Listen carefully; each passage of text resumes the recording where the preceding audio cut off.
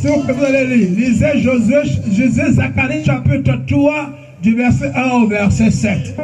Qui a la parole? Sinon, je vais encore réciter. Il s'agit ici de l'histoire.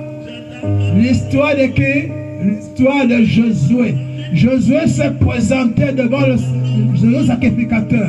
Il s'est présenté, n'est-ce pas, devant le Seigneur et Satan s'est mis à l'accuser. Tu peux être un prêtre, tu peux être un grand pasteur, on te loue dehors, tu as les grosses voitures, mais quand on te voit spirituellement, tu es sale, tu es nu. Josué était un grand sacrificateur. Je rappelle que le livre de Zacharie et le livre d'Agé sont les livres de la reconstruction du temple d'Israël. Alors Josué avait été nommé par le Seigneur, mais il n'avait pas la stature que le Seigneur attendait de lui. Il était un grand souverain sacrificateur. C'était le souverain sacrificateur Josué, mais il était spirituellement sale. Amen. Ce n'est pas parce que tu as une grosse soutane que tu es propre. Spirituellement. Très important. Ne crains pas quelqu'un parce qu'il a une grosse soutane.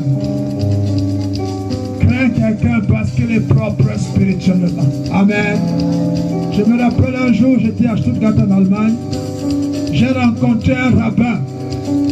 Le rabbin mettait le chapeau tout comme il savait s'habiller. Le rabbin juif. La chaîne m'a dit que voilà un serviteur d'Israël.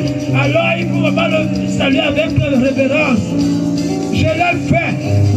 Quelques secondes après l'avoir traversé, l'Esprit Saint m'a réprimandé. Il dit ne fais plus jamais ça. Tu le connais?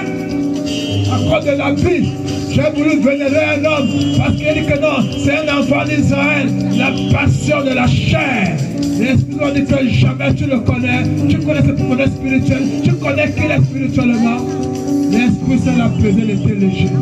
Amen. Ne faites plus jamais ça. N'honorez personne par son titre. N'honorez personne par son habit. Amen. Honorez les hommes par leur poids spirituel. Pour connaître le poids spirituel d'un homme, il faut aller dans les profondeurs de Dieu, voir qu'il est réellement. Ne faites confiance à personne, à moins que Dieu vous dise, faites-lui confiance. Amen. C'est ce qu'on appelle l'esprit de discernement des esprits. Alléluia. Lorsque le Seigneur parle de Josué, il parle de quelqu'un en principe qui avait la capacité, qui était doté d'un titre exceptionnel au point de vue physique et humain, mais au point de vue spirituel, c'était un homme léger. C'est pourquoi il fallait le secours du Seigneur.